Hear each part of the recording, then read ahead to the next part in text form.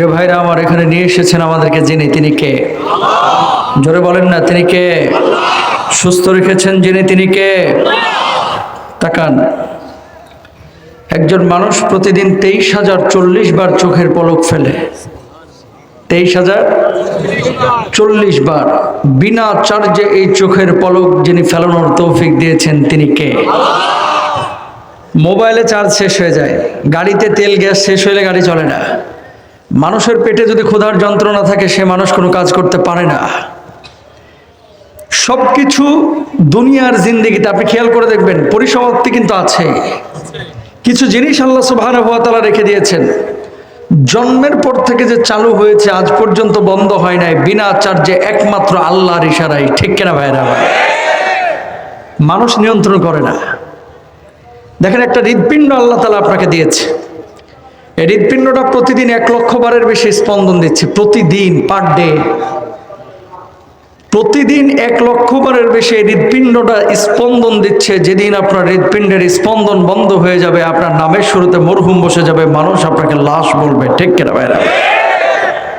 পেটের মধ্যে গরুর গোশত, মাছ, ডিম, দুধ একসাথে খাচ্ছেন, হজম কিভাবে হয়? এই পেটটার মধ্যে আল্লাহ তাআলা প্রতিদিন 2.5 লিটার অ্যাসিড উৎপাদন করে, যে অ্যাসিডটা আপনার খাবারটাকে হজম করছে। সুবহানাল্লাহ বলবেন না? এই যে অক্সিজেন নিচ্ছেন আপনারা, এদিক দিয়ে অক্সিজেন আসছে ফাঁকা জায়গা, আপনারা নিচ্ছেন, আমিও নিচ্ছি। অক্সিজেনটা যদি আল্লাহর কাছ থেকে আপনি ফ্রি নিতে, মানে হসপিটাল থেকে যদি আপনি কিনতেন, আপনি তো ফ্রি পাচ্ছেন। প্রতিদিন আপনাকে 24,000 টাকা বিল দেওয়া লাগতো। করোনার সময় আমি এটা হিসাব করেছিলাম, সিলিন্ডার যখন অক্সিজেন সংকট আপনারা নিয়ে খুব ঘুরছিলেন, তার মানে আল্লাহর কাছ থেকে 1 মাসে আপনি ফ্রি অক্সিজেন নিয়েছেন প্রায় 7 লক্ষ টাকার। সুবহানাল্লাহ বলবেন না? কিউরিসিটি জন্মালো, তাহলে 60 বছর যদি একজন মানুষ বাঁচে, আল্লাহর কাছ থেকে ফ্রি অক্সিজেন নিয়েছে কত টাকার? হিসাব করে পাইলাম 54 কোটি টাকার। আল্লাহু আকবার। দুনিয়ার মুসলমান, এবার বলেন, এই জমিনটার মালিক কে? আসমানের মালিক কে? জমিনের মালিক কে? আল্লাহর জমিন, আল্লাহর জমিন ব্যবহার করে, আসমান ব্যবহার করে, পানি ব্যবহার করে, খাবার ব্যবহার করে, দুনিয়ার হাজার হাজার মানুষ আছে যারা মানুষের গোলামি করে, চামচামি করে, দালালি করে, আল্লাহ রাব্বুল আলামিনকে উপেক্ষা করে। ঠিক কিনা ভাইরা? দুনিয়ার কোনো মানুষ মানুষের গোলামি করে না। গোলামি করবে কার? যদিও আপনারা কষ্ট করে এখানে বসেছেন, দেখেন 12টা বেজে গেছে। এই বছর মাহফিল শুরু করেছি সেপ্টেম্বরে, আজকেই প্রথম, আজকেই। ভাই, কিছু নিয়ম নীতি আছে। আপনারা মাহফিল অনেক সুন্দর, গেট আপ, সেট আপ, অনেক মাজুর মানুষ আছে, দুর্বল, আপনার কাছে মজা লাগতে শুনতেছে, আর ওই ল্যাপের নিচে বসে আমার বদদোয়া দিতেছে। কথা বলেন না কেন? 12টার মধ্যে আগামী বছর থেকে মাহফিল শেষ করার চেষ্টা করবেন ইনশাল্লাহ। বলেন ইনশাল্লাহ। কমিটিরা, আপনার ভাই, আমার ভাইয়েরা, আপনারা আমাদের কলিজার টুকরা। কিছু জিনিস অনেক সময় আপনারা নিয়ন্ত্রণ করতে পারেন না, কিন্তু এটা শক্ত হাতে নিয়ন্ত্রণ করা উচিত। এটা রাজনীতির মঞ্চ না, এটা তাফসিরের মঞ্চ। এখানে তাফসিরই হবে শুধু। ঠিক কেন? হ্যাঁ, স্থানীয় লিডাররা থাকবে না কেন? তাদের সহযোগিতায় সুন্দর হয় মাহফিল। আসবেন, সালাম কালাম দিয়ে 2-1 মিনিটে শেষ করে দেন। আপনি যদি 2টা তাফসির করেন, তাহলে তাফসির কারকরা কি করবে? এরা এত খালি গান বলবে আর ভাই বিদায় নিয়ে চলে যাবে। ইনশাল্লাহ সবাই আগামী বছর থেকে খেয়াল করবেন। বলেন ইনশাল্লাহ। যদিও আপনারা বসেছেন, আসমান থেকে কিছু ফেরেশতা নেমে এখন আপনাদের উপরে রহমের ডানাগুলো বিছিয়ে দিয়েছেন। জোরে বলেন সুবহানাল্লাহ। আর আমার আল্লাহ রাব্বুল আলামিন বলছেন, মা ইয়াকুলু ইবাদি, ও আমার ফেরেশতারা, আরামের ঘুমকে হারাম করে যে মানুষগুলো এই কনকনে শীতের রাত্রে খড়খুঁটার উপরে বসেছে, ধুলাবালির উপরে বসেছে, বসে বসে মানুষগুলো কি বলে, কি করে? ফেরেশতারা তখন বলে, আল্লাহ, এই মানুষগুলো আপনার পবিত্রতা বর্ণনা করে, আপনার কোরআনের কথা শুনে, আপনার নবীজির সুন্নাহের কথা শুনে। আল্লাহ রাব্বুল আলামিন তখন বলেন, হাল রাআউনি, এই মানুষগুলোকে কখনো আমরা দেখছি? ফেরেশতারা তখন বলে, আল্লাহ, এই মানুষগুলো কখনো আপনারা দেখে নাই, কখনো আপনারা দেখাও সম্ভব না। রব্বুল আলামিন বলেন, যদি দেখতো তাহলে কি করতো? আল্লাহ আপনার গোলামি দাসত্ব বেশি বেশি করতো। এবার আল্লাহ রাব্বুল আলামিন বলেন, মা ইয়াসআলুনি এই মানুষগুলো আমার কাছে মূলত কে চাই? ফেরেশতারা তখন বলে, আল্লাহ, এই মানুষগুলো বড় আশা নিয়ে আপনার কাছে এসেছে, আপনার কোরআনের ময়দানে এসেছে, আপনার কাছে জাহান্নাম থেকে মুক্তি চাই, আপনার কাছে জান্নাত কামনা করে। আল্লাহ রাব্বুল আলামিন তখন জবাব দেয়, উশহিদতুকুম, ও আমার ফেরেশতারা, তোদেরকে আমি সাক্ষী রেখে বলছি, গফারতু লাহুম, আরামের ঘুমকে যে মানুষগুলো হারাম করে দুনিয়ার সব কাজকর্ম বর্জন করে কোরআনের আকর্ষণে ছুটে এসেছে, বসেছে, আমি আল্লাহ রাব্বুল আলামিন ওই মানুষগুলোর জীবনের গুনাহ খাতাগুলি মাফ করে দিলাম। জোরে বলেন না সুবহানাল্লাহ। উশহিদতুকুম গফারতু লাহুম, হাদিসের মধ্যে আসছে। আল্লাহ ফেরেশতাদেরকে বলে, তোদেরকে সাক্ষী রেখে বলছি, একা একা ক্ষমা করি নাই। যে মানুষগুলো বিশুদ্ধ নিয়ত নিয়ে আমলের নিয়তে এখানে বসলো, আমি আল্লাহ তাআলা ওই মানুষগুলোর জীবনের গুনাহ খাতাগুলো মাফ করে দিলাম। মাফের মধ্যে 1-1.5 ঘন্টা থাকবেন না ইনশাআল্লাহ? কে কে থাকবেন হাতটা তুলে দেখান। লিল্লাহি তাকবীর, লিল্লাহি তাকবীর। হাতটা নামাই, ভূমিকার দীর্ঘায়িত করব না। সূরা বাকারা 245 নম্বর আয়াত তেলাওয়াত করেছি। বাবার গল্প, খাজার গল্প, মাজারের গল্প, বাঁশখুঁটির গল্প করে 1.5 ঘন্টা কাটিয়ে দেওয়া যায়, কিন্তু এটা উচিত না। এই মঞ্চটা, এই সিটটা, এই চেয়ারটা এখন আমার কাছে আমানত, ঠিক না? তাফসীর মাহফিলগুলোকে, ওয়াজ মাহফিলগুলোকে শুধু ওয়াজের মঞ্চ মনে করবেন না, একটা ক্লাস মনে করবেন। কি ক্লাস? যদি মনে করতে পারেন তাহলে সেখান থেকে কিছু শিখতে পারবেন। আল্লাহরও কিয়ামতের ময়দানে বলতে পারবেন, আল্লাহ, জীবনে কোনোদিন মাদ্রাসার বারান্দাতেও যায়নি, অন্তত একটা দিন বসেছিলাম শুধুমাত্র কোরআনের দার্স নেওয়ার জন্য, ইনশাআল্লাহ। কি বলছেন আল্লাহ তাআলা এই আয়াতে কারিমায়? খেয়াল করেন, এখানে এমন কোনো মানুষ নাই যে মানুষটা বলবে যে হুজুর, আমার জীবনে আমি কোনোদিন বিপদের মুখোমুখি হয় নাই, জীবনে কোনো বিপদের মুখোমুখি হই নাই। যদি এমন কথা কেউ বলে, জানতে হবে এটা আবু জাহেলের খালাতো ভাই। ইমানদার যদি নিজেকে দাবি করেন তাহলে বিপদে পড়তে হবে। আজ হোক কাল হোক, অল্প হোক বেশি হোক, বিপদের মুখোমুখি হতে হবে। আল্লাহর হাবিব সাল্লাল্লাহু আলাইহি ওয়াসাল্লামকে আল্লাহ তাআলা সবচেয়ে বেশি ভালোবেসেছেন, কিন্তু বিপদ আপদে সবচেয়ে বেশি দিয়েছেন। আল্লাহ চাইলেই নবীজিকে কিন্তু স্বর্ণের একটা বাড়ি বানিয়ে দিতে পারতেন মদিনার মধ্যে। আইয়ুব নবীকে ঘা না দিয়েই কিন্তু আল্লাহ তাআলা কবুল করে নিতে পারতেন। ইব্রাহিম নবীকে আগুনে পরীক্ষা না করেই কিন্তু আল্লাহ ইসলাম কায়েম করে দিতে পারতেন। ইউনুস নবীকে মাছের পেটের মধ্যে না দিয়েই কিন্তু আল্লাহ তাআলা দ্বীনকে এস্টাবলিশ করতে পারতেন। ইউসুফ নবীকে কূপে না ফেলেই কিন্তু আল্লাহ পারতেন, কিন্তু আল্লাহ করেন নাই। আল্লাহ বুঝিয়েছেন যে আল্লাহকে বিশ্বাস করে শত পরীক্ষার মুখোমুখি হয়ে উত্তীর্ণ হবে, আল্লাহ তাআলা তার উপরে খুশি হবে, ঠিক না? ইমানের পরীক্ষা আপনাকে দিতে হবে। দুনিয়ার জিন্দেগিতে মানুষ বিপদে পড়লে মানুষের কাছে হাত পাতে, ভাই 10,000 টাকা দেন না 2টা দিনের জন্য, ভাই খাবারের যন্ত্রণা আছে, ক্ষুধার যন্ত্রণা, একটু খাবার দেন না, ভাই পানি দেন না। আল্লাহ রাব্বুল আলামিন এই আয়াতে কারিমায় আপনার কাছে জিনিস চেয়েছেন 2টা। জোরে বলেন কয়টা? 2টা। আরো জোরে কয়টা? 2টা। বাপ মা অনেক সময় সন্তানের কাছে কোনো জিনিস চাইলে, সুসন্তান হলে বলে, হুজুর কি বলেন, দুনিয়ার জিনিস? যদি বাপ মা আমার কাছে অসাধ্য কোনো জিনিসও চাই, বাপ মার জন্য জীবন পর্যন্ত দিতে রাজি আছে, কিন্তু বাপ মাকে কষ্ট দিতে রাজি না, এরা সুসন্তান। আর আল্লাহ যদি আপনার কাছে কোনো জিনিস চাই এখন, আল্লাহকে দিবেন না? ইমানদার হলে এই কথাই আপনি বলবেন যে হুজুর কি বলেন, টাকা পয়সা, জান, জান আমার জীবনের সবচেয়ে বড় সম্পদ, এই জানটা পর্যন্ত আল্লাহর জন্য আমি দিতে প্রস্তুত আছি, ঠিক না? কি বলছেন, কি চাচ্ছেন, খেয়াল করেন প্রিয় ভাইরা আমার। আল্লাহ রাব্বুল আলামিন আয়াতে কারিমার মধ্যে বলছেন, মাযাল্লাযী ইউকরিদুল্লাহা করদান হাসানান ফায়ুদাইফাহু লাহু আযআফান কাসীরা ওয়াল্লাহু ইয়াকবিদু ওয়া ইয়াবসুতু ওয়া ইলাইহি তুরজাউন।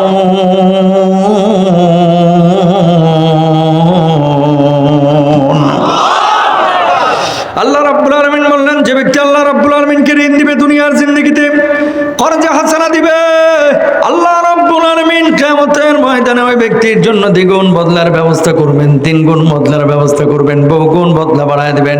সর্বোপরি আল্লাহ রাব্বুল আলামিন ওই মানুষটার জন্য চূড়ান্ত জান্নাতের ফয়সালা করে দিবেন। বলুন সুবহানাল্লাহ। আয়াতটা যখন নাজিল হইল, সাহাবী রিদওয়ানুল্লাহি আনহুম আজমাইন বুঝতে পারেন নাই কি চেয়েছেন আল্লাহ কর্জে হাসানা দিয়ে। সন্দেহের মধ্যে পড়ে গেলেন, কনফিউশনে পড়ে গেলেন। আল্লাহর নবীকে বললেন, ইয়া রাসূলুল্লাহ, আল্লাহ রাব্বুল আলামিন আসমান বানিয়েছেন, জমিন বানিয়েছেন, সব কিছুর মালিক আল্লাহ। সে আল্লাহ কেন আমাদের কাছে ঋণ চাইলেন? এর মানে তো বুঝলাম না। আল্লাহ নবী তখন জবাব দিলেন, আল্লাহ রাব্বুল আলামিন কর্জে হাসানা দিয়ে তোমাদেরকে বুঝিয়েছেন, যেখানে আল্লাহর জন্য জানের প্রয়োজন হবে সেখানে জান দিবা, যেখানে মালের প্রয়োজন হবে সেখানে মাল দিবা। আল্লাহ রাব্বুল আলামিন সেই জিনিসগুলোকে কর্জে হাসানা বুঝিয়েছেন। বলুন সুবহানাল্লাহ। এই দুনিয়ার জিন্দেগিতে এমন কিছু মানুষ পাবেন যে মানুষগুলো আল্লাহর জন্য জান বিসর্জন দিয়ে দেয়, যে মানুষগুলো আল্লাহর জন্য অর্থ বিসর্জন দেয়। আর এমন কিছু মানুষ দেখবেন সব সময় আল্লাহর জন্য নিজেকে সঁপে দেয়, এমন ভাবে যেখানে জানের প্রয়োজন সেখানে জান দেয়, যেখানে মালের প্রয়োজন সেখানে মাল দেয়। একদিকে দুনিয়া আর একদিকে ঈমান। দুনিয়ার সব কিছু ছাড়ে কিন্তু ঈমানকে ছাড়ে না, ঠিক কিনা? এবার আসেন এলাকার মধ্যে পর্জা হাসানা মানুষের কাছে মানুষ অনেক সময় চায়, কিন্তু এই জামানায় দেখবেন সম্পর্কগুলো শেষ হয়ে যাচ্ছে শুধুমাত্র কাছের মানুষকে অনেক সময় বিনা সুদে টাকা পয়সা দেওয়ার কারণে। টাকা ধার দিচ্ছেন তো টাকা ধার দেওয়ার সাথে সাথে সম্পর্কগুলো 90% নষ্ট হয়ে যায়। কথা বলেন না কেন? কেন নষ্ট হচ্ছে? ভাই 10,000 টাকা দেন না, আগামী রোববারে দিয়ে দেব। দিলেন 10,000 টাকা, আগামী রোববার না 52টা রোববার গেছে, এখনো ধরা দিচ্ছে না। টাকা তো দেওয়া দূরের কথা, উল্টা কালিয়াখর বাজারে ধরছে আপনারা। দেখছেন একদিন, কিরে 52 সপ্তাহ চলে গেল টাকা দিবি না, উল্টা আপনারা ফাপড় নিবে, বেটা 10,000 টাকার লেগে পাগল হয়ে গেছো। এত ফাপড়বাজি করিস না, এরকম কথা অনেকেই বলে, ঠিক না? আর কিছু চাচা পাবেন এরকম, ভাই 3,000 টাকা দেন না, শনিবারে দিয়ে দিব। এই মিয়া দেখা হলে টাকা করো কেন? টাকা নাই, সরো। যেমনি আপনি বলবেন যে ভাই 3,000-এর এগেনস্টে আগামী রোববারে 3300 টাকা দেবো, কাকা মুসকে মুসকে হাসে আর বলে, দূর বোকা, টাকা কি পকেটে থাকে, চল বাড়িতে চল। কথা কয় না। সুদের গন্ধ পাইছে 300 টাকা, এখন ফরফরায় কাকার পকেট থেকে টাকা বাইর হচ্ছে। বাড়িতে যে 3,000 তো দিছে, দেওয়ার পর বলছে আর লাগবো নি। কই কাকা টাকা ছিল না, এখন পাইলেন কই? তোর চাচির আছে না আবার 3,000। কথা কর না কেন? প্রিয় ভাইরা আমার, দরদের ভাইরা আমার, খেয়াল করেন, আল্লাহর নবী বিশ্বনবী সাল্লাল্লাহু আলাইহি ওয়াসাল্লাম বলছেন, কোন ব্যক্তি যদি আর একজন ব্যক্তিকে কিছু টাকা পয়সা ঋণ দেয়, ধরেন একজন মানুষকে আপনি 10,000 টাকা ঋণ দিলেন 5টা দিনের জন্য, 5 দিনের জন্য 10,000 টাকা আপনি তাকে কর্জে হাসানা দিয়েছেন, ঋণ দিয়েছেন। আল্লাহর নবী বলছেন, এর প্রতি ইহসানের কারণে আল্লাহ রাব্বুল আলামিন প্রতিদিন 5,000 টাকা তার রাস্তায় খরচ করলে যে পরিমাণ সওয়াব হইতো, আল্লাহ রাব্বুল আলামিন তার আমলনামায় সেই সওয়াবের ব্যবস্থা করবেন। বলুন সুবহানাল্লাহ। 5 দিন পরে টাকা দিতে পারল না, এবার ওই ব্যক্তি বলল, ভাই আর 5টা দিন আমার সময় দাও, আমি তো টাকাটা তোমার দিতে পারলাম না। আল্লাহর নবী বলছেন, 5,000 টাকা তারা দিয়েছিল, এখন যে 5,000 টাকা করে সওয়াব পেয়েছে, 5 দিন সময় বাড়িয়ে দেওয়ার কারণে আল্লাহ রাব্বুল আলামিন এখন দ্বিগুণ সওয়াব দিবেন। অর্থাৎ প্রতিদিন 10,000 টাকা আল্লাহর রাস্তায় খরচ করলে যেমন সওয়াব হইতো, ওই ব্যক্তিকে কর্জে হাসানা দেওয়ার কারণে আল্লাহ রাব্বুল আলামিন সেই সওয়াবের ব্যবস্থা করবেন। বলুন সুবহানাল্লাহ। এই আয়াতে কারিমা তাফসীরের মধ্যে লেখা হচ্ছে, কিয়ামতের ময়দানে এক শ্রেণীর মানুষ চিন্তাগ্রস্ত থাকবে, কপালগুলো ঘেমে যাবে, আজ আমার কি হয়, আজ আমার কি হয়। এমন মুহূর্তে আল্লাহ রাব্বুল আলামিন ওই মানুষগুলোকে আল্লাহর আদালতে দাঁড় করাবেন। মানুষগুলোকে আল্লাহ রাব্বুল আলামিন বলবেন, গোলাম, ও গোলাম, দুনিয়ার জিন্দেগিতে কি আমল করেছিলে আমি কিন্তু জানি। ওই মানুষগুলো চিন্তাগ্রস্ত থাকবে। আল্লাহ রাব্বুল আলামিন ওই মানুষগুলোকে সেদিন তাকিয়ে বলবেন, বান্দারা, আমি আল্লাহ তাআলা আজকে তোদের কোনো হিসাব নিব না, বিনা হিসাবে জান্নাতের ফয়সালা করে দিলাম। যা যা যা, জান্নাতের যে দরজা দিয়ে খুশি সেই দরজা দিয়ে আল্লাহর জান্নাতে চলে যা। জোরে বলেন সুবহানাল্লাহ। মানুষগুলো এবার অবাক হয়ে বলবে, আল্লাহ, দুনিয়ার জিন্দেগিতে কেমন কাজ করেছিলাম যার জন্য আজকে জান্নাতের ফয়সালা করলেন? আল্লাহ রাব্বুল আলামিন তখন বলবে, দুনিয়ার জিন্দেগিতে আমার জন্য জান দিয়েছিলি, যেখানে রক্ত ঢালার প্রয়োজন ছিল সেখানে রক্ত দিয়েছিলি, যেখানে মালের প্রয়োজন সেগুলো ছিল সেখানে মাল দিয়েছিলি, তোর বাড়ির পাশে একজন মানুষ অসুস্থ হয়েছিল তার সেবা করেছিলি, পানি ছিল না তার জন্য পানির ব্যবস্থা করেছিলি, হাঁটার রাস্তা ছিল না তার জন্য হাঁটার রাস্তা করেছিলি। আমি আল্লাহ রাব্বুল আলামিন এগুলোকে মানুষের প্রতি ইহসানগুলোকে নিজের প্রতি ইহসান হিসেবে গ্রহণ করেছি। আর আমি আল্লাহ তাআলা তোদের জন্য আজকে চূড়ান্ত জান্নাতের ফয়সালা করে দিয়েছি। বলুন সুবহানাল্লাহ। দুনিয়ার জিন্দেগিতে মানুষের জন্য কোনো কাজ করা, আল্লাহর জন্য কোনো কাজ করা, আল্লাহর আইনকে আল্লাহর জমিনে বাস্তবায়নের জন্য চেষ্টা চালানো, প্রত্যেকটা জিনিস হচ্ছে আল্লাহ রাব্বুল আলামিনকে কর্জে হাসানা দেওয়া। জোরে বলেন সুবহানাল্লাহ। 5 আগস্টের আগে রংপুরের আবু সাইদ এই যে বুকটা পেতে দিয়েছিল পুলিশের বুলেটের সামনে, এটা শাহাদাতের তামান্না নিয়েই যারা আল্লাহর জমিনে নিজের হক প্রতিষ্ঠিত করার জন্য, আল্লাহর জমিনে আল্লাহর কোরআনের আইন বাস্তবায়নের জন্য যারা বুলেটের সামনে এমনি বুক পেতে দেয়, আল্লাহর কসম করে বলছি এই আয়াত অনুযায়ী তারাও আল্লাহ রাব্বুল আলামিনকে কর্জে হাসানা দেয়। ঠিক কিনা মুসলমান?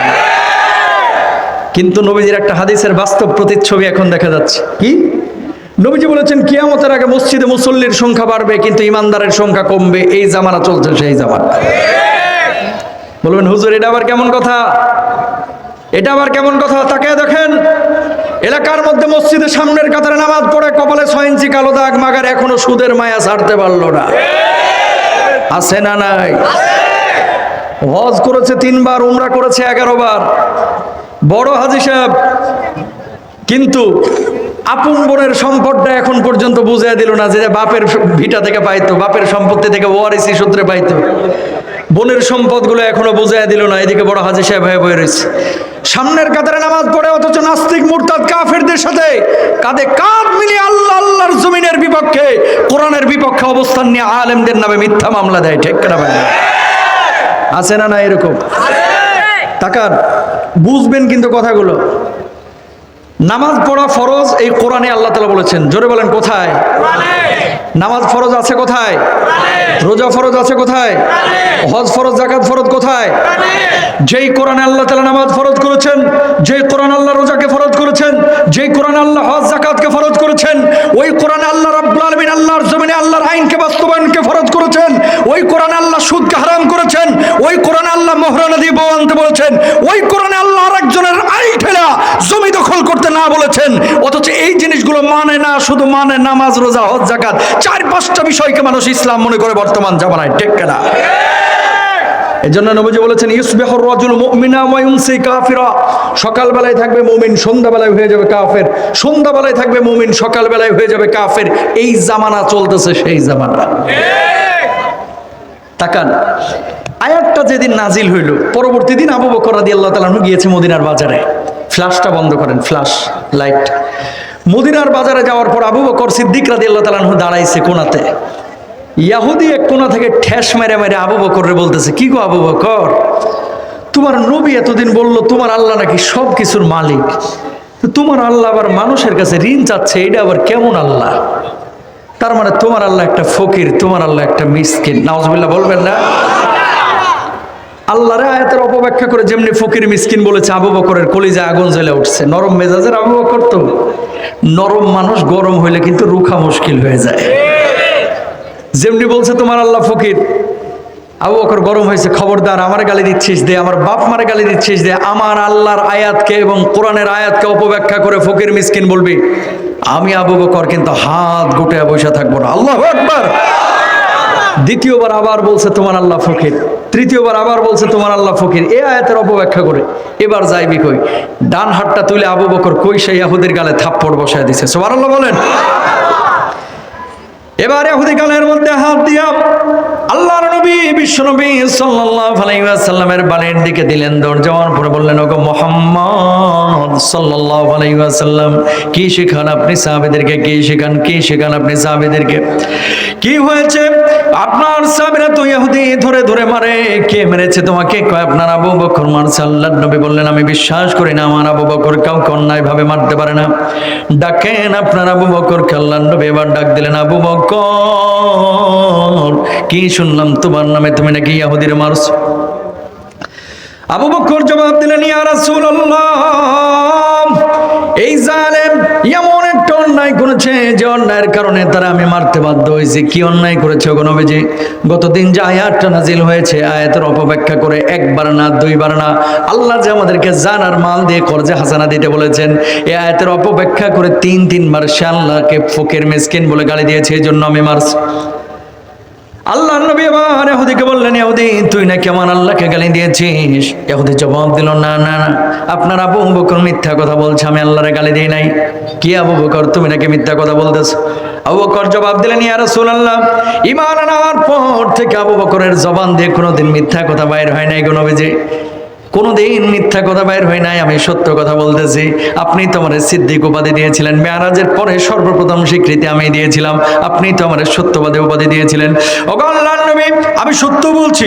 নবীজি এবার পেরেশান হয়ে গেলেন, যদি বিচার না করে গোটা মদিনা ইহুদি ছড়াইয়া দিবে। মুহাম্মদ সাল্লাল্লাহু আলাইহি ওয়াসাল্লাম নিজ গোত্রের লোক দেখে বিচার করে নাই।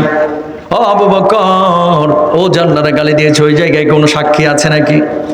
আবু বকর জবাব দিলেন, ইয়া রাসূলুল্লাহ, ওই জায়গায় ছিলাম আমি, আর ছিল ইহুদি, আর তো কেউ ছিল না, সাক্ষী আমি কোথায় থেকে পাবো? আল্লাহর নবী বললেন, আবু বকর কিছু মনে করো না, কিছু মনে করো না। ও আবু বকর, বিচার যদি না করে গোটা মদিনায় এসে ধোঁকাবাজি করবে, মানুষের সামনে প্রোপাগান্ডা ছড়াবে। যেভাবে তুমি থাপ্পড় বসিয়েছ সেইভাবে তোমার একটা থাপ্পড় বসে দেখ শোধবোধ হয়ে যাক। আবু বকর জবাব দিলেন, ইয়া রাসূলুল্লাহ, ইয়া হাবিবাল্লাহ, আল্লাহ রাব্বুল আলামিনকে গাল বন্ধ করেছে, এই জন্য আমি তার থাপ্পড় মেরেছি। এটা যদি আবু বকরের অন্যায় হয়ে থাকে, আবু বকরের ওই ইহুদি থাপ্পড় কেন, আমি আবু বকরের জীবনটাও যদি নিয়ে চলে যাই, আল্লাহর কসম, এই আবু বকরের কলিজার মধ্যে বিন্দু মাত্র কষ্ট থাকবে না। জোরে বলেন আল্লাহু আকবার। ওই ইহুদি এদিকে, যেমনে তোর আবু বকর মারছে এইভাবে মেরে দেয়, ইহুদি রেডি হচ্ছে, আজকে তোর একদিন কি আমার একদিন। থাপ্পড়টা দিবে আবু বকরের গালে কইসা, বুঝেন নাই? রেডি হচ্ছে ইহুদি, আর শাহজিমে গ্রিন সিগন্যাল চলে গেছে। জোরে বলেন আল্লাহু আকবার। বলবেন হুজুর এটা আবার কেমনে গেল আর শাহজিমে গ্রিন সিগন্যাল? আল্লাহ রাব্বুল আলামিন জরুরি তলব করছে ওই আরশে, কারে? জিবরিল আমিন, তাড়াতাড়ি এদিকে আয়। জিবরিল আমিন বলছে, আল্লাহ কি হয়েছে? দেখ আমার হাবিব কি বিচার করতেছে, দুনিয়ার জিন্দিকে দাঁড়ায় থাকিস না, দ্রুত আমার হাবিবের কাছে গিয়ে বল ইহুদির হাত যেন আমার আবু বকরের গালটা স্পর্শ না করে, আর বলবি আবু বকরের পক্ষে দুনিয়ার কোনো মানুষের সাক্ষীর প্রয়োজন নাই, আমি আল্লাহ রাব্বুল আলামিন আরশ আজিম থেকে আবু বকরের পক্ষে সাক্ষী হয়ে গেলাম। একজন মানুষের পক্ষে সাক্ষী দিচ্ছেন কে? আল্লাহ। আরো আসতে বলেন। আল্লাহ। কল্পনা করা যায় যে আমলের পাল্লাটা কি পরিমাণ উঁচু হলে তার পক্ষে সাক্ষী দেন কে? আল্লাহ। জিবরিল আমিনের তো আবার আসমান থেকে আরশ থেকে নবীজির কাছে আসতে কালিয়াকৈর বাজারে 26 মিনিটের জ্যামে বসে থাকতে হয় না। চোখের পলক ফেলানোর আগে আল্লাহর নবী বিশ্বনবী সাল্লাল্লাহু আলাইহি ওয়াসাল্লামের কাছে জিবরিল আমিন এসে হাজির, বললেন, ইয়া রাসূলুল্লাহ, ইয়া হাবিবাল্লাহ, কি বিচার আপনি করছেন, কি বিচার আপনি করছেন? আল্লাহ কিন্তু সব কিছু দেখছে। নবীজির বুঝতে বাকি রইল না, বিশেষ বার্তা চলে এসেছে। ও জিবরিল আমিন, কি হয়েছে, কি হয়েছে, কি হয়েছে? কয় কি হয়েছে শুনেন, আপনি যে বিচার করছেন আল্লাহ তখন সব কিছুই কিন্তু দেখেছেন। আগে ইহুদিরে সামলান, ইহুদির হাত যেন আবু বকরের গালে স্পর্শ না করে, সব কিছু কিন্তু একেবারে মেসাকার হয়ে যাবে। ও আল্লাহর নবী, আপনি সাক্ষী খুঁজছিলেন আবু বকরের পক্ষে, বিপক্ষে, আবু বকরের পক্ষে দুনিয়ার কোনো সাক্ষীর প্রয়োজন নাই, স্বয়ং আল্লাহ রাব্বুল আলামিন সাক্ষী হয়ে গেছেন। এই নেন আয়াত 4 নম্বর পারা 13 নম্বর পৃষ্ঠা শুরুর অংশ।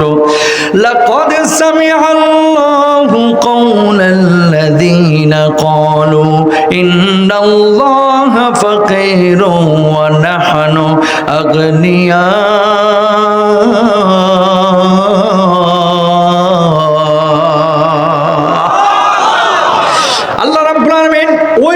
কথা শুনেছেন যে আমার আল্লাহকে ফকির বলেছে, যে আমার আল্লাহকে মিসকিন বলেছে। আমার আল্লাহ ফকির না, মিসকিন না, নাউজুবিল্লাহ। যারা আল্লাহ রাব্বুল আলামিনকে গালমন্দ করে এইভাবে কুল কায়নাতের সব চাইতে বড় বড় ফকির, মিসকিন, গাদ্দার, বেঈমান, এইগুলাই ঠিক কিনা? আবু বকর আপনার চাইতে নামাজ কম পড়তো না বেশি? রোজা দুইটা কম রাখতো নাকি? 5 ওয়াক্ত নামাজ বেশি না কম? ইমানের উপর অবিচল ছিল আবু বকর। নরম মেজাজের মানুষ গরম হয়েছে যখন আল্লাহ আল্লাহ রাসূলের স্বার্থ এসেছে। এবার নিজের বিবেককে একটু জিজ্ঞেস করেন, সুইডেনে নবীজিকে গালি দেওয়া হয়, বাংলার জমিনে আল্লাহর সৃষ্টি তত্ত্ব নিয়ে বিভিন্ন নাস্তিক মুরতাদরা প্রোপাগান্ডা ছড়ায়। কেমন? এই যে কিছুদিন আগেই তো আলোচনা হয়েছিল, গত বছর ডারউইনের মতবাদ, অনেক আগে থেকেই মানুষ আলোচনা করে, গতবার একটু নাড়াচাড়া শুরু হয়েছিল। মানুষকে আল্লাহ তাআলা বানায় নাই, বানাইছে কে? মানুষ ন্যাচারালি হয়েছে, প্রাকৃতিকভাবে। কেমনে? মানুষ ছিল আগে বানর, বানর থেকে লাফাইতে লাফাইতে লেজ পড়ে পশম পড়ে তারপরে মানুষ হয়ে গেছে। তোর বাপ দাদা বানর থেকে হইতে পারে, আমগো বাপ দাদা না, ঠিক কিনা? সরাসরি কুফুরি একটি আকীদা। তাহলে নবীজির হাদিসের মিল দেখেন। আপনার এলাকাতে এরকম কিছু পাবেন, ওরে বাবারে বাবা, বুদ্ধির ঠেলায় চান্দির চুল গেছে গে উঠে, এখন উল্টা পাল্টা বকাবকি করে, কথা কন না, আছে না নাই? একবার কয় চাঁদ ঘুরে, আরেকবার কয় সূর্য ঘুরে, আরেকবার কয় পৃথিবী ঘুরে, আরেকবার কয় না সবই ঘুরে। তো আল্লাহ তো এই কথাই বলছে, সবই ঘুরে, কথা বলেন না? 1400 বছর আগে আল্লাহ বললো, তখন ভাল লাগলো না, আর এখন এসে বলতেছে না আল্লাহর কথাই ঠিক আছে।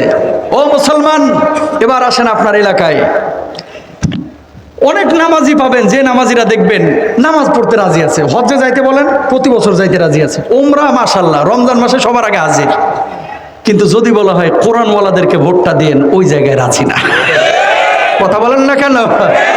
যদি বলা হয় যে আল্লাহর আইন বাস্তবায়নের জন্য, কোরআনের আইন বাস্তবায়নের জন্য নামাজ পড়া যেমন ফরজ, কোরআনের আইন বাস্তবায়ন করা তেমনি সুন্নাত, বলতেছে কে? একবার গলাটা ফাটায় বলবেন, কোরআনের আইন বাস্তবায়ন করা ফরজ না সুন্নাত? আরো জোরে বলেন, ফরজ না সুন্নাত? সুতরাং কোন মানুষ যদি মনে করে নামাজ পড়া ফরজ, আল্লাহর আইন গোল্লাই যাক, যেখানে খুশি সেখানে হুজুররা কথা বলুক, আমরা আইন বাস্তবায়নের পেছনে নাই, আল্লাহর কসম করে বলছে ও মুনাফিক, ও মুসলমান না, ও মুনাফিক, ঠিক কিনা ভাইরা?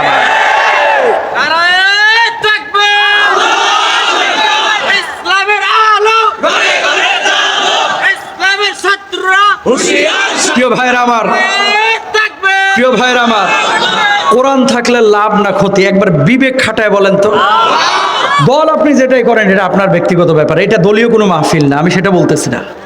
কথা হচ্ছে যে আমি যে শুরুতে একটা আয়াত বলেছি এবং হাদিস বলেছি, কি মুসলমানের সংখ্যা বাড়বে, নামাজির সংখ্যা বাড়বে, কিন্তু মুসলমান ওর যে ঈমান না ও নিজেও জানে না, কথা কয় না। আরো কিছু প্রমাণ দিব, তার আগে একটা উদাহরণ দিই দুনিয়ার। উজবেকিস্তান একটা দেশ আছে, আপনারা জানেন তো, সোভিয়েত ইউনিয়নের। 2-3 বছর আগে আমার সফর ছিল উজবেকিস্তান। কোরআন থাকলে লাভটা কি খেয়াল করেন। ইমাম বুখারী রাহিমাহুল্লাহর কবরটা জিয়ারত করলাম বুখারায়, পরে সামারকান্দে এসেছি। সামারকান্দে এসে এক মসজিদে ঢুকেছি জোহরের নামাজ আদায় করার জন্য। ওমা, সামনে নামাজ আদায় করতেছি, দেখলাম পেছনে সমস্ত মুসল্লিদের মোবাইল ফোন, মানি ব্যাগ ওই জুতার বক্সের এখানে রেখে সবাই নামাজ আদায় করতেছে সামনে। চিন্তা করলাম যে কিরে, হাজার হাজার শত শত মোবাইল মানি ব্যাগ পেছনে রেখে সামনে নামাজ আদায় করতেছে, কারণটা কি? সবার কি মোবাইলের ব্যাটারি শেষ নাকি, চার্জ শেষ নাকি? পরে বুঝলাম যে না, নামাজের খুশু নষ্ট হবে, এই জন্য পেছনে মোবাইল রেখে সামনে নামাজ আদায় করতেছে। আল্লাহু আকবার বলেন। নামাজ শেষে ভাবলাম আল্লাহ বাঁচাইছে যে মসজিদটা গাজীপুর চৌরাস্তা আর গুলিস্তানের কোনো মসজিদ না, কথা কন না কেন? আমার দেশে মসজিদে জুতা নিরাপদ না, জুতা জুতা জুতা, ঠিক না? ওই যে RTV-তে একদিন লাইভে বলছিলাম যে দামি জুতা নিয়ে মসজিদে যাই না, নামাজ হবে না। তখন একজন দর্শক বলতেছে যে কিরে, এই কি গো হুজুর, এই দামি জুতা নিয়ে নামাজ হবে না কেন? এটার একটা কারণ আছে। 2600 টাকার জুতা নিয়ে পেছনে রাখছেন, হাত বাঁধে ছুরা পড়ে না, আর খালি অ্যাপেক্স করে, ঠিক কেন বলে?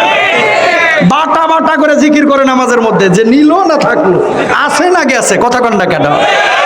প্রিয় ভাইরা আমার, দামি জুতা নিয়ে মসজিদে যান না। রংপুরে মাহফিলে গেলাম গত বছর, এক মসজিদের বাথরুমে ঢুকেছি, দেখছি বদনার গলা ভাঙা, ওই ভাঙা বদনার গলায় শিকল পেঁচায় রাখছে। মানে বাথরুমের এই বদনাও নিরাপদ না আমার দেশে, কথা কন না কেন? আর ওই দেশে মোবাইল ফোন মানি ব্যাগও নিরাপদ। পার্থক্য একটাই, কোরআন আছে, চোর নাই। কোরআন নাই তো চোরের আখড়া।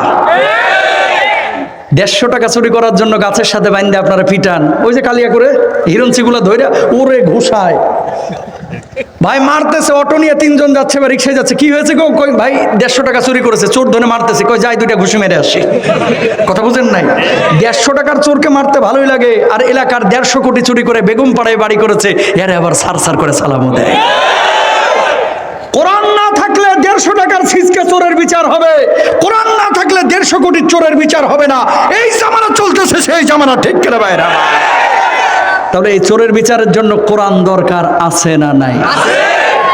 এবার আসেন, আল্লাহ সুবহানাহু ওয়া তাআলা কি বললেন?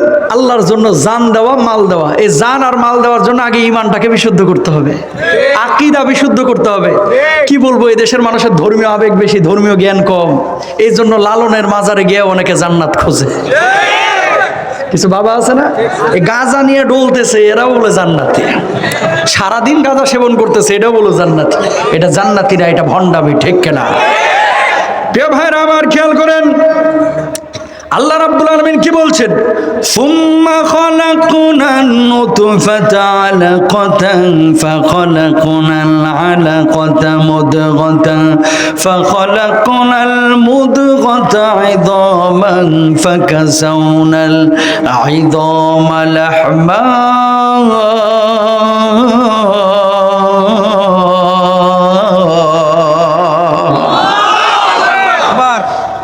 ডারউইনের মতবাদ যারা বিশ্বাস করেন মানুষ এমনি এমনি হয়েছে, তাদের জন্য এই আয়াত দলিল। খেয়াল করেন, রব্বুল আলামিন বললেন আমি মানুষকে মায়ের অন্ধকার পেটের মধ্যে কিভাবে তৈরি করেছি। খেয়াল করেন, বাপ মার মিলনের পরে মায়ের পেটের মধ্যে আল্লাহ তাআলা একটা শুক্রবিন্দু তৈরি করেছেন, শুক্রাণু ডিম্বাণুর মিলন ঘটায়া। ওই শুক্রবিন্দুটাকে আল্লাহ রাব্বুল আলামিনের পরে একটা রক্তের পিণ্ডে তৈরি করেছেন। ওই রক্তের পিণ্ডটা তখন জোকের মতো দেখা যায়, যে ওই জোকের মতো পিণ্ডটাকে আল্লাহ এবার গোশতের পিণ্ডে পরিণত করলেন। মা তখনও জানে না অন্ধকার পেটের মধ্যে কি হচ্ছে, বমি বমি লাগে, কখনো কখনো মা বমিও করে দেয়, কিন্তু জানে না পেটের মধ্যে কি ঘটনা ঘটতেছে। ওই রক্তপিণ্ডটাকে আমার আল্লাহ গোশতের পিণ্ডেতে পরিণত করলেন। ওই গোশতের উপরে এবার সাদা আল্লাহ রাব্বুল আলামিন মাথার হাড়, বুকের হাড়, পিঠের হাড়, পেটের হাড়, বুকের হাড়, কচি কচি মাছের কাটার মতো এই হাড়গুলোকে গোশতের উপরে বিছায় দিলেন। ওই গোশতের উপরে আল্লাহ তাআলা হাড়ের উপরে হাড় দিলেন, হাড়ের উপরে আবার গোশতের প্রলেপ দিলেন। ওই গোশতের উপরে সাদা কালো চামড়া লাগাইয়া সুন্দর আকার আকৃতি দিয়ে আল্লাহ রাব্বুল আলামিন মায়ের অন্ধকার পেটের মধ্যে আপনাকে আমাকে তৈয়ার করলেন। বলুন সুবহানাল্লাহ। এবার রব্বুল আলামিন কি বলছেন? লাকাদ খালাকনাল ইনসানা ফি আহসানি তাকওয়িম।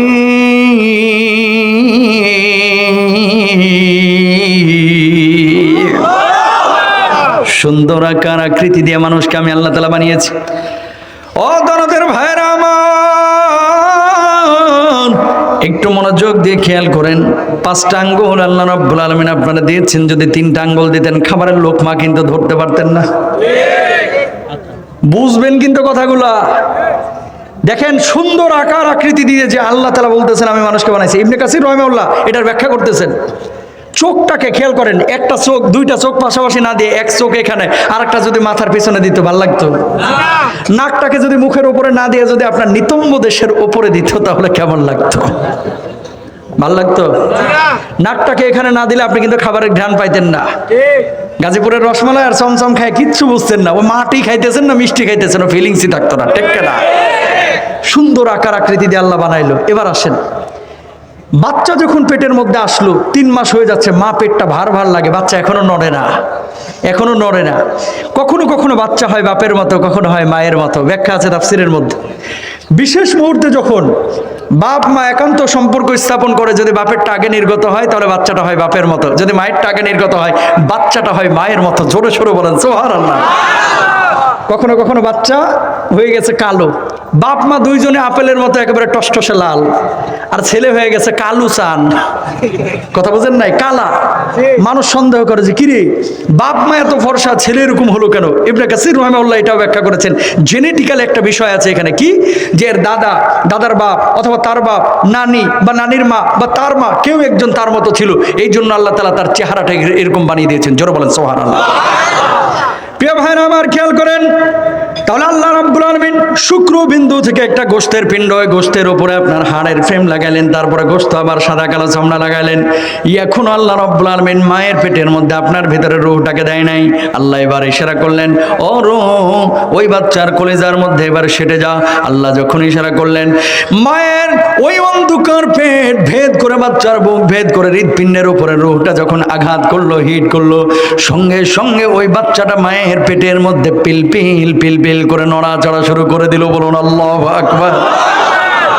একজন মায়ের কাছে এর চাইতে সুখের মুহূর্ত আর হইতে পারে না রে ভাই। বাচ্চা যখন পেটের মধ্যে নড়তেছে, প্রিয়তম স্বামীর কাছে বলছেন, স্বামী তুমি তো বাবা হইতে চলেছো। মায়ের কাছে বলতেছে, মা তুমি নানি হইতে চলেছো। দাদির কাছে বলতেছেন, আপনি তো দাদি হইতে চলেছেন। বাচ্চা আল্লাহ রাব্বুল আলামিন একটা দিলেন, আর দুনিয়ার সমস্ত মানুষগুলো খুশি হয়ে গেল সেই বাচ্চার আগমনে।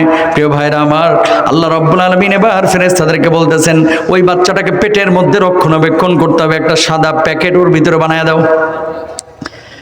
সাদা বেলুন আপনারা দেখেছেন, ফুলানোর পরে যেমন বড় হয়ে যায়, মোটা হয়ে যায়। মায়ের ওই পেটের মধ্যে আল্লাহ রাব্বুল আলামিন শুধু বাচ্চা রাখেন নাই, সাদা একটা বেলুনের মতো প্যাকেট তৈরি করেছেন। ওই প্যাকেটটার মধ্যে হুইল পাউডার গুলাইলে যেরকম পিচ্ছিল পানি হয়, 2 লিটার 2.5 লিটার পানি ওই পেটটার মধ্যে, প্যাকেটের মধ্যে আল্লাহ রাব্বুল আলামিন দিয়েছেন।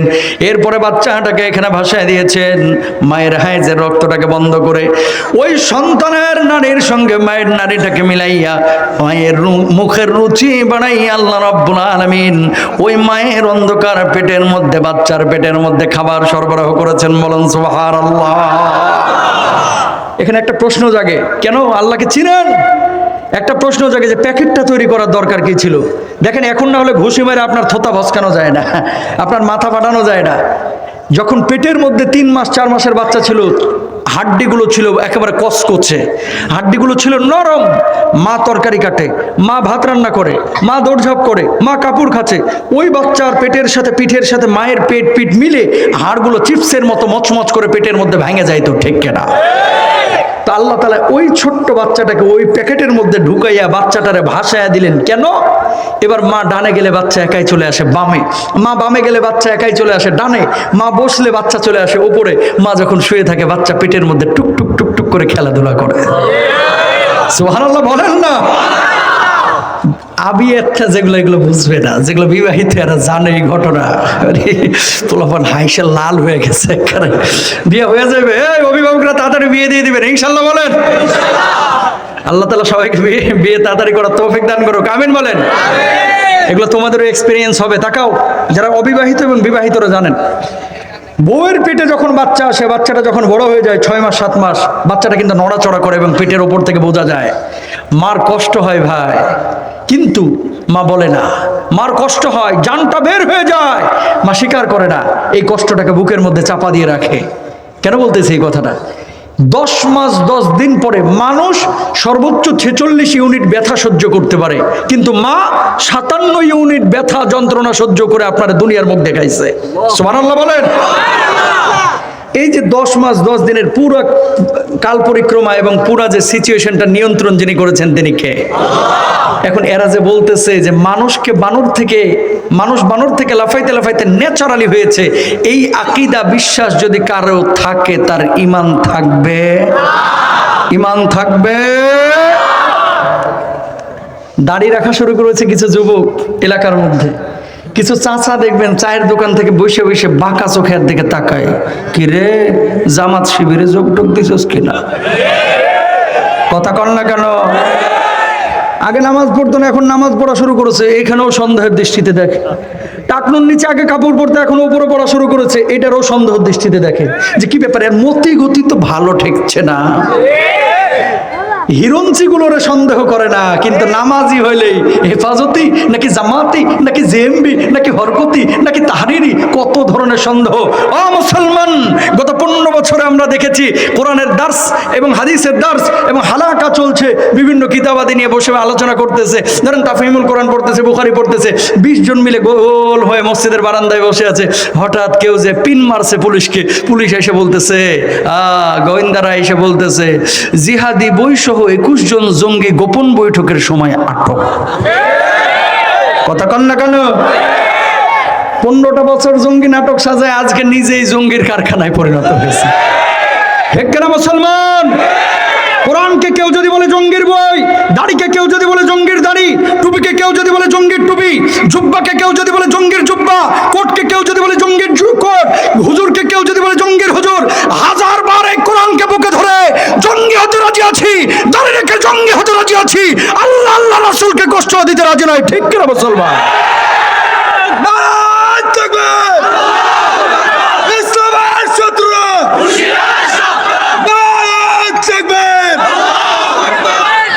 জালেমদেরকে আল্লাহ হেদায়েত দান করুক। ভাই কথা বেশি দীর্ঘায়িত করবো না, রাত অনেক হয়েছে, আমি জানি আপনাদের কষ্ট হচ্ছে, কিন্তু কয়েকটা কথা বলে যায়। তাকান, যে মানুষগুলো আজকে দাবি করছেন আপনি মুসলমান, আল্লাহর কসম করে বলছি, আল্লাহর জমিনে যদি কোরআনের আইন বাস্তবায়নের ন্যূনতম চিন্তা আপনার ভেতরে না থাকে, আপনি মুসলমান না, আপনি ওদের কাতারে পড়বেন। ঠিক কিনা ভাই? এটা কোনো রাজনৈতিক কথা না। কিয়ামতের ময়দানে আল্লাহ রাব্বুল আলামিন কি বলছেন খেয়াল করেন, অকুনতুম আজওয়াজান সালাসা, বলুন আল্লাহু আকবার। আল্লাহ রাব্বুল আলামিন বললেন কিয়ামতের ময়দানে দল হবে তিনটা, ফাসহাবুল মাইমানাতি মা আসহাবুল মাইমানা, এক নম্বর হচ্ছে ডান দল, দুই নম্বর হচ্ছে ওয়াসহাবুল মাশআমাতি মা আসহাবুল মাশআমা, দুই নম্বর হচ্ছে বাম দল, তিন নম্বর হচ্ছে ওয়াসসাবিকুনাস সাবিকুনা উলাইকাল মুকাররাবুন।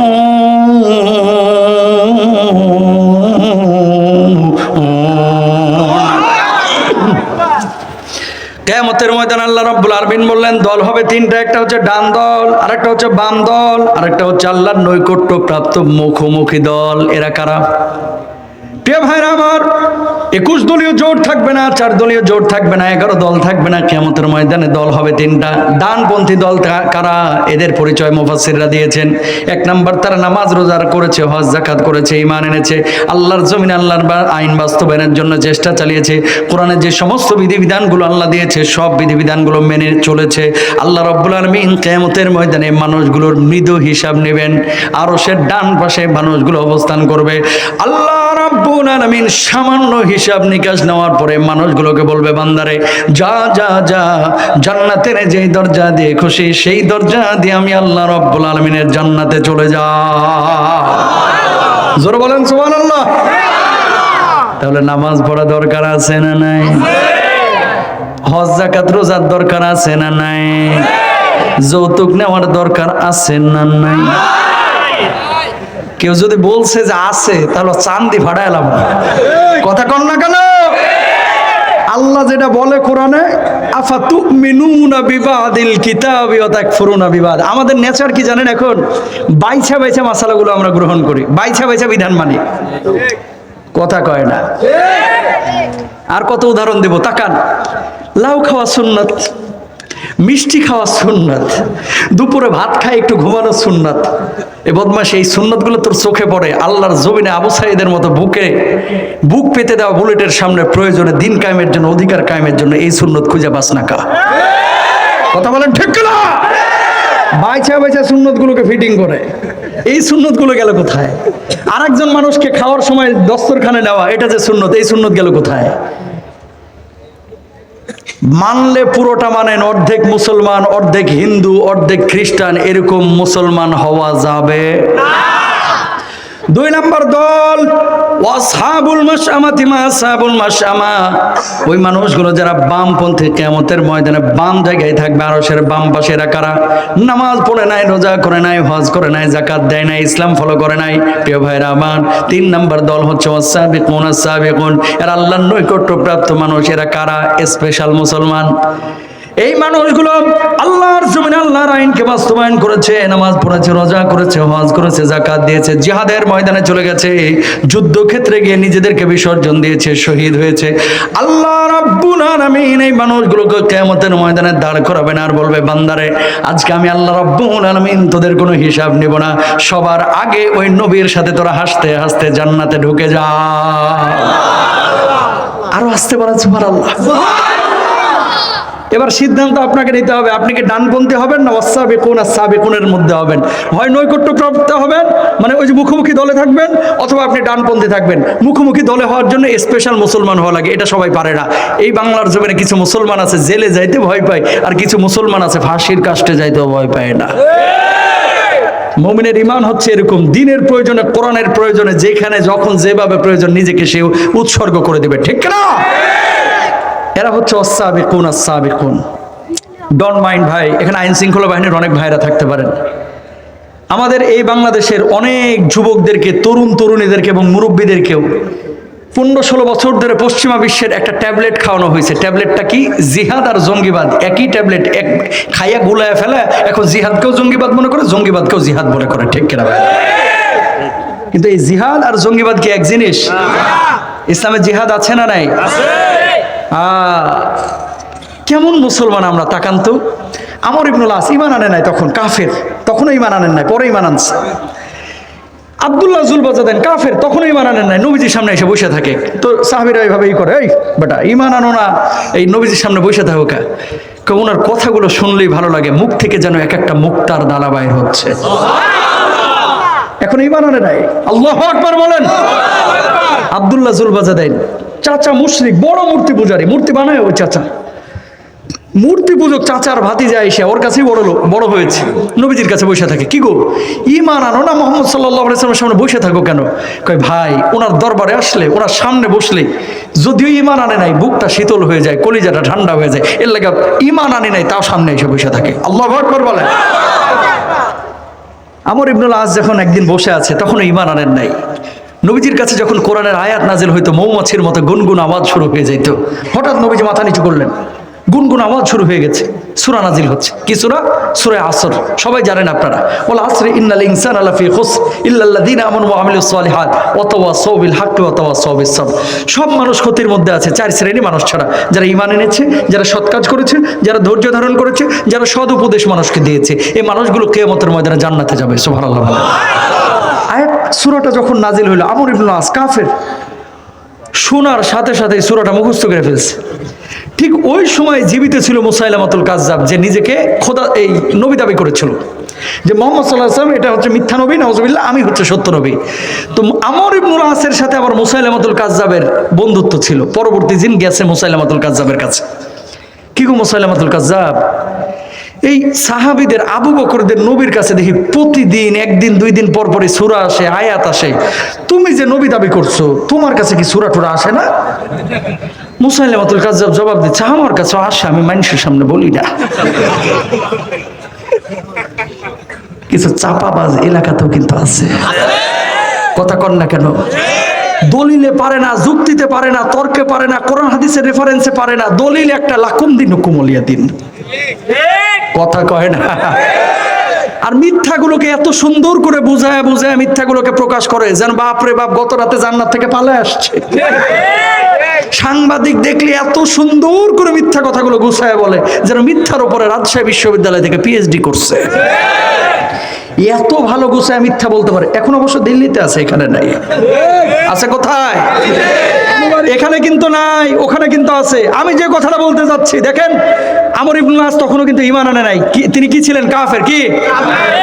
মুসাইলামাতুল কাজ্জাবকে বলতেছে, উনার নবীর উপরে, ওই নবীর উপরে এত সূরা নাজিল হয়, তোর উপরে হয় না বন্ধু?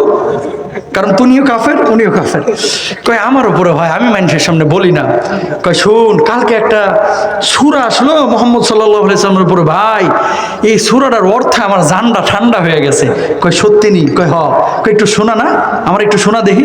কাফের হওয়ার পরে উনি মুখস্থ করে ফেলছে। কয় দেখ, ওয়াল আসরি ইন্নাল ইনসানা লাফি খুসর ইল্লাল্লাযিনা আমানু ওয়া আমিলুস সালিহাত ওয়া তাওয়াসাউ বিল হাক্কি ওয়া তাওয়াসাউ বিস সাবর। দেখছিস কত সুন্দর সূরা, কি সুন্দর মেসেজ। চারটা কাজ করলে মানুষ জান্নাতে যাবে, এরা সফল কাম, এরা ক্ষতির মধ্যে না। আমর ইবনুল আস বসে রয়েছে, এবার বলতেছে, দোস্ত আজকে যদি কোনো সূরা আমারে না শোনাইতে পারোস, তোর সাথে আমার সম্পর্ক শেষ। আমি জানবো তুই একটা বাটপার।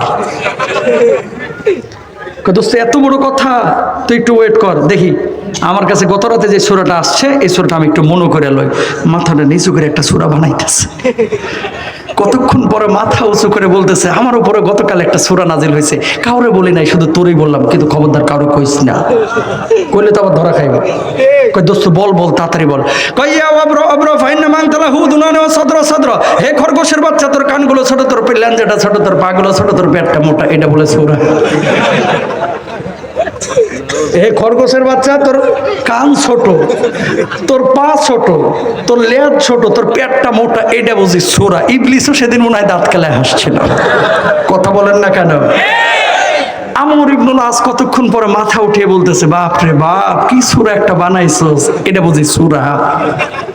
খোদার ঠেয়া নাই, আর খোদার আর কাম নাই যে খরগোশের কান ছোট এটা তোর কাছে সূরা নাজিল করে বুঝাইতে হইব। আমার ইবনুল আস, আমি কাফের হতে পারি, কিন্তু আল্লাহ আল্লাহকে বিশ্বাস নাও করতে পারি, ঈমান আনতে আমার সময় লাগবে না। আল্লাহর নামে হলফ করে বলছি মুহাম্মদই সর্বশ্রেষ্ঠ এবং মুহাম্মদই শেষ জামানার নবী। তুই হচ্ছে এই পৃথিবীর সর্বশ্রেষ্ঠ মিথ্যুক, তুই কাযযাব। বলুন আল্লাহু আকবার। কাফের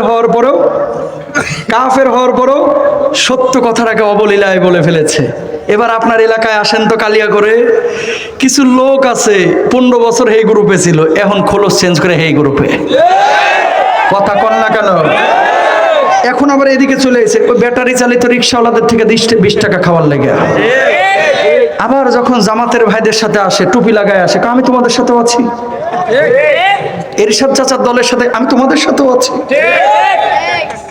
এরা মুসলমান না, এগুলো মুনাফিক। ঠিক না? যে কোনো একটা নীতির উপরে থাকেন। কেন বলছো এই কথাগুলো? আজকে আমার সাবজেক্ট হচ্ছে মুসলমান আছে কিন্তু আসল মুসলমান কমে গেছে, আর ইমানদার আছে কিন্তু আসল ইমানদারের সংখ্যা কমে গেছে। মাইন্ড করেন না ভাই, এই এলাকার মধ্যে এমন লোক হাজার হাজার পাবেন, না হলেও 45% লোক পাবেন যারা প্রত্যক্ষ এবং পরোক্ষ সুদের সাথে জড়িত। তা আপনি মুসলমান যদি দাবি করেন, আপনি কোনো কলা কৌশলে হুজুরে বুঝ দিতে পারবেন না হুজুর সুদ খাওয়া যায়, ঠিক কিনা?